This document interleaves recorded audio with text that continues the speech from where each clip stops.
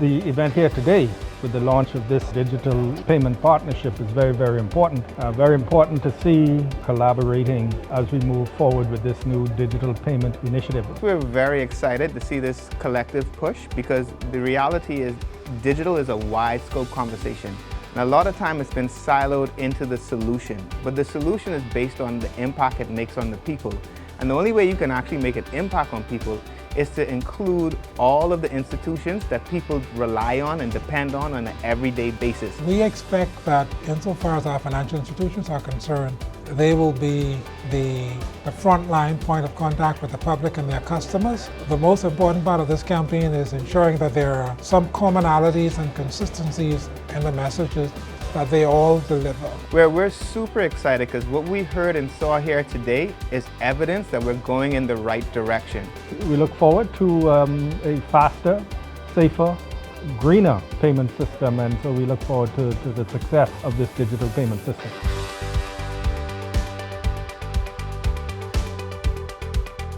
But we must work to make it as simple as possible for businesses and the consumer. We applaud companies such as CBS Bahamas, who have fully embraced online selling and product delivery, and Craven Food Delivery Company, which really took off during the pandemic and has continued to do quite well since. We're encouraging our members to follow these examples as far as possible. The goal is to ensure that it's at least as easy to order from local businesses as it is to order from Amazon and other online sellers. This means live websites with product selection online, as well as the ability to pay online, digitally, and have the items delivered or located from a central location. Having to go from store to store to find out if they have an item can be time-consuming and costly. I know I did this on Saturday. I need a $10 item for something at my house, and I've already been to 5 electrical stores. They don't have it, so I'm going to try a couple more today. I pulled it up on Amazon. I could have ordered it and had it in 3 days, but I'm committed to trying to find it locally. Being able to purchase online and having things delivered from local businesses can only help our economy, as more Bahamians, I believe, will be encouraged to shop at home, especially our younger people as they return from school, as they mature and are spending money. They're far more digital than someone like me who walked in here with my paper and got a laugh from the governor this morning. This helps keep our foreign currency earnings here at home and helps to expand our own economy. Our members do point out the challenges they face, such as cost of processing transactions, technology challenges, and communications issues. We at the Chamber are working with various partners to remove as many of these hurdles as we can. As an archipelagic nation, glad I got that right, living digital should be ideal for us. It's not always practical to have a physical banking presence in each community, so the digital environment can allow commerce to continue. Hopefully this campaign will convince more Bahamians to embrace a digital lifestyle in this increasingly interconnected world. We wish you every success with this campaign and ensure you have the support of the Bahamas Chamber of Commerce and Employees Confederation. Thank you. But I'm here in my capacity today not as president of Commonwealth Bank, but really as chair of the Clearing Banks Association. And for those of you who don't know, the Clearing Banks Association comprises the following domestic commercial banks: Bank of the Bahamas, CIBC Caribbean, Citibank, Commonwealth Bank, Fidelity Bank and Trust, RBC Bahamas, and Scotiabank Bahamas. The Central Bank and the Clearing Banks Association have agreed, based on carefully conducted research, to provide an education campaign. What we have determined is whilst the world is embracing digital banking, there are some among us who are resisting embracing it and who have concerns. Usually those concerns are around elderly family members, elderly persons who are not tech savvy in our communities. And so this program that we're launching here today is really to address that. I want to speak a bit about what the clearing banks are doing specifically, though. We have invested heavily, millions of dollars, in our digital banking capabilities, and our objective is to deliver first-class products and services. And this is because of the increasing use of mobile and online and card products globally. We want to make sure that here in the Bahamas, we are keeping pace with the best that is available worldwide. The clearing banks are also investing heavily in cybersecurity, and I know this is one of the concerns that some of our populace have. We are investing not only in cybersecurity, but in testing the resilience of our cybersecurity individually and as a unit, being the banking system, to ensure that all of our systems are safe from theft or damage, and by extension, that the public's money is safe. When we talk about digital banking, digital payments, what do we mean? We mean any payment that does not involve paper or cash. So that includes credit cards, debit card, online banking, digital wallets, Apple Pay, and other cell phone apps. We live in an age where knowledge and the knowledge of the world is at our fingertips. And so too is the ability to pay or get paid. Mrs. Phillips mentioned earlier the main benefits to digital banking, paying digitally. It's faster. When customers pay online, you have access to your money immediately. Safe. You're operating in a secure electronic environment, and therefore you're avoiding things like pilferage. When you operate a cash business, you don't even know what you lose to your employees. Being targeted for crime. We unfortunately live in a high crime environment, and therefore there's huge investments required for security by cash intensive businesses. And of course it's greener. We don't have to cut down trees to print money. The central bank, the Clearing Banks Association, and the Chamber of Commerce are partnering to ensure that we fully understand all of your concerns and the concerns of current users of checks and cash.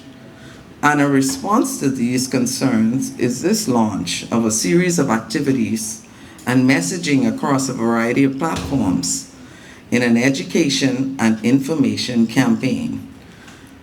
This campaign will include radio shows, TV appearances, commercials, town hall meetings, and a tech expo planned for later this year, where you'll all be invited to come and learn firsthand from the tech providers, the digital banking providers, how to use their systems. The theme for this launch is Pay Fast, Live Digital. The future of pay is digital. But I want to allay any concerns that you may have around cash being eliminated. Of course, we are also investing heavily in ATMs and the ability for you to get access to cash without having to see a teller. And so we want you to be rest assured that we will leave no one behind. I think there's the commitment of all of our parties, the Central Bank, the Clearing Banks Association, and the Chamber of Commerce, that we will do all that we can within our power to allay any concerns that you may have today and to ensure that everyone is able to get on the digital journey in a well-educated and supported way. I had to make an insurance claim the other day, and it took me more than a month to collect my payment because I had to drive to my insurance company and pick up a check. And then I had to take a couple extra days and deposit the check, and I deliberately monitored it. There was a hole in my check of at least 7 days before the funds were released. But the joke there was that, you know, this person who was talking about all this digital stuff, and he has to handle the check, you know, ironically, to get their payment. I also want to acknowledge, before I get into the speech, the very broad stakeholder group that is involved with the the Check Reduction Steering Committee. We have representation from the Chamber of Commerce, the commercial banks. We didn't have the mobile wallet providers because they're already in the modern side of our activities. But we have the Real Estate Association, we have representation from the Ministry of Finance, Civil Society Bahamas, and we also have working along with us the members of the credit union. So we do benefit from a very diverse set of inputs. But let me begin by saying that optimizing the use of digital channels to deliver and consume financial services is the most efficient and inclusive way to extend the reach of these services in the Bahamas. It is also the best strategic way to ensure rapid recovery of commerce and the flow of money as we face a future of more frequent and destructive hurricanes. Today is the launch of the Live Digital campaign, which is a targeted public education and awareness campaign for businesses and consumers. It draws on the public feedback that we've received regarding the state of domestic payments, including the reactions, especially from the business communities, about the proposed elimination of checks. Working through our steering committee in October of 2023, the central bank announced that the emphasis had shifted from check elimination to encouraging continued reduction in check usage, giving businesses and consumers more time to adjust and to adopt to increase use of digital payments. Concurrently, and this is very important, there is an agreed emphasis on making sustained improvement in domestic payments on several key dimensions, which is very important for me to briefly discuss. And keeping the end of 2025 in sight so that you can monitor where we're going, the first is to, in objectively measured ways, improve the ease of access to payments through digital channels, while achieving outcomes that are also more inclusive. This means ensuring that all individuals and businesses have the ability to open, deposit, and mobile accounts through which they can send and receive payments. It will mean, in the central bank's view, very targeted regulation for a basic cost-controlled transactional deposit account for individuals who have limited financial means, so it's not for everyone. And more rules to streamline the speed and ease of opening accounts, especially for businesses and organizations, because this is one of the business community peeves. The central bank is already engaged in work in these topics, and with emphasis on the standards that would apply to individuals versus those that would apply for other categories of account holders. On performance, our ultimate target is better results through modernization, even more modernization of the retail payment system. And the milestone on which we have started to consult at the steering committee level is achieving a substantive amount of progress towards fast or instant payments for all transactional facilities, that is, extending the convenience beyond the reach of existing mobile wallets to savings and current accounts at banks and credit unions. This would also extend real-time interoperability across deposit accounts and mobile wallets, including the Sand Dollar. Transformation, as much as it would impact credit unions, also means that credit unions would be expected to become more direct participants in the payment system so that the speed of completing transactions through these channels is not reduced in comparison to banks. Third, as regards the ease and cost of doing business online, the input from the business community is already helping to identify performance indicators that can be tracked. This includes making it easier to manage the limits that apply to online banking transfers, and enhanced capabilities to reconcile incoming electronic payments. There are also concerns about account maintenance charges, merchant fees, and other transactions costs, which infrastructure improvements will help us to tackle.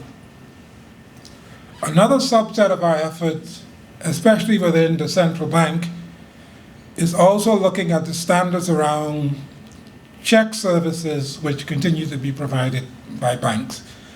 A key one of these is identifying more transparent, consumer-friendly approaches to the terms that would govern the writing and cashing of checks, and we will elaborate more on those in the subsequent weeks and months. At present, customer experience is varied from institution to institution. And this brings us to today's campaign launch. As we continue to target and track improvements in payments, this campaign is both to empower and encourage more use of the digital channel for financial transactions.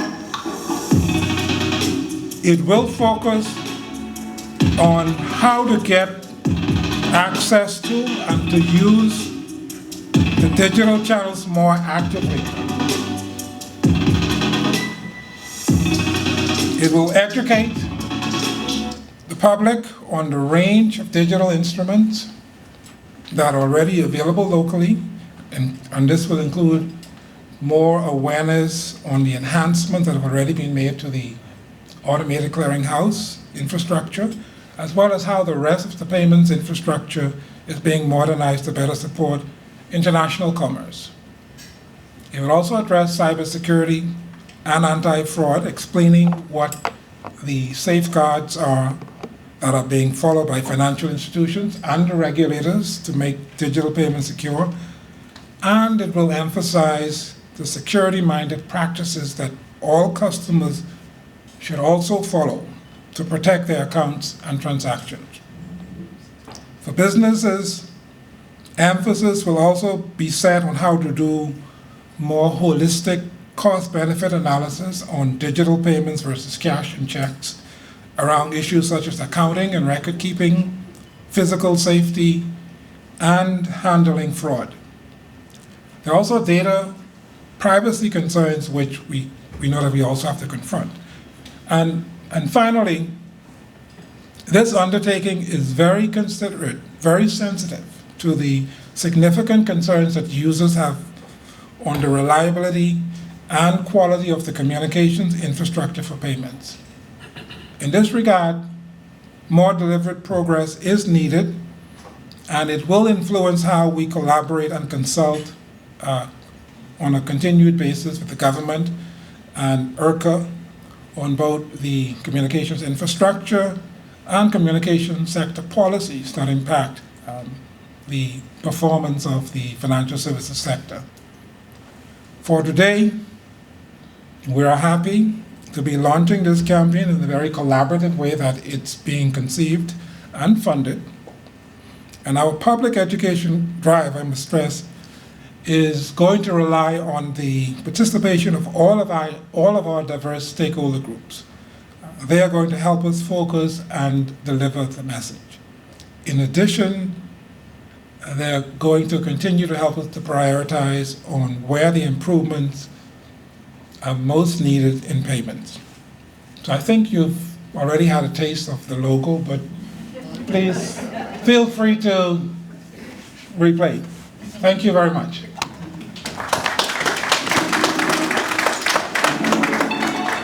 Now, we don't have an association, but I'm speaking on behalf of all the members who actually provide digital wallet solutions. As Diane would have said, we've been at this since 2016, and there are a number of us who started developing digital wallets, or what we call enhanced digital transactional solutions. And so those companies involved in this from the beginning, almost the beginning, Omni Financial, SunCash, Cash and Go, MoneyMax, Canoe, Island Pay, and of course, Mobile Assist. We would have developed our first digital wallet along with a company named Mango back in 2016. Met with the governor at the time, he saw what we had, and he said, hey, we need regulations around this. So regulations came in 2019, and most of us launched our applications in 2020. And so one of the things that we get a lot of questions about is what's the difference between a digital wallet or an application that provides digital transactional services than a traditional bank? And so the way I like to explain it is this way. When you think about a physical wallet that you actually have, that physical wallet can hold multiple currencies in it. That can hold American dollars, Bahamian dollars, Jamaican dollars, you name it, whatever the currency, or other stores of value, like your coupons from Super Value. That wallet holds that. But when you think about the services that a traditional bank offers, you can't go to the bank and say, I want to conduct a transaction with Super Value coupons. It just doesn't work. You conduct with other currencies, but you can't conduct with certain forms of digital currencies that are becoming more and more prevalent today. And so when you look at a digital wallet, like what Mobile Assist provides along with all of the other providers, we now have the ability for an individual to actually store all of those forms of stored value in one place, a digital wallet. This includes your credit cards, your debit cards. It also includes any sort of merchant coupons or eventually, once allowed by the regulators, cryptocurrencies, as well as all different types of international digital currencies, all in one location. Now, given that, what's the value of the AFI and what we offer? Well, we offer additional transactional services that traditionally you won't get from a particular bank. And these may include everything from integrated bill payment, may include donation services, may include e-commerce, may include event ticketing, may include a number of different transactional services that you traditionally will not get from a bank, which is why we are what's normally called a payment services provider, or what we like to say is we provide for digital transactions from our perspective. So that's the role that we play. One of the things that's happening now for all of us is we're integrating with Sand Dollar 2.0, as the governor would have mentioned. One of the biggest pluses of Sand Dollar 2.0 is a seamless integration with commercial bank accounts. And so ideally, what's going to happen, or what should happen, is that individuals should now be able to go seamlessly between their commercial bank account, being a savings or a checking account, and their digital wallet account, which holds Sand Dollars. And so now what that does is that allows for a lot more fluidity in terms of the movement of cash. But more importantly, for AFIs such as ours, it now allows for the increased circulation of Sand Dollar. And so when you look at the transactions that you want to conduct within the market space, one of the biggest challenges we have with merchant onboarding is really the proliferation of Sand Dollar.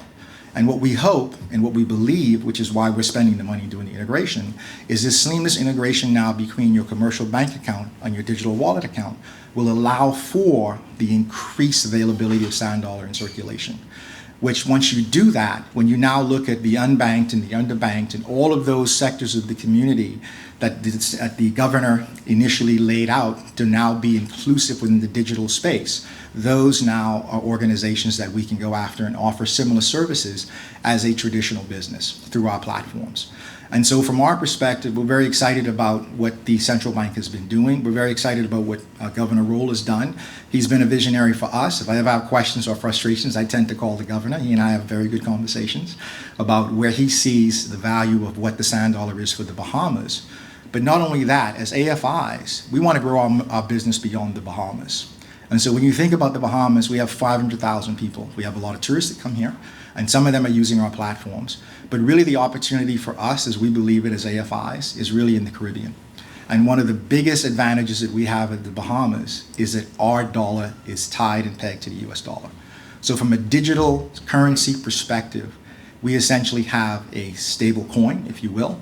But not only that, that particular coin is actually tied to the store of value that many see in the world as the most stable currency in the world. And so we're happy about the possibilities, not just in the Bahamas, but the ability now to grow our business across borders and do those transactions essentially by Bahamian-owned companies. So thank you very much.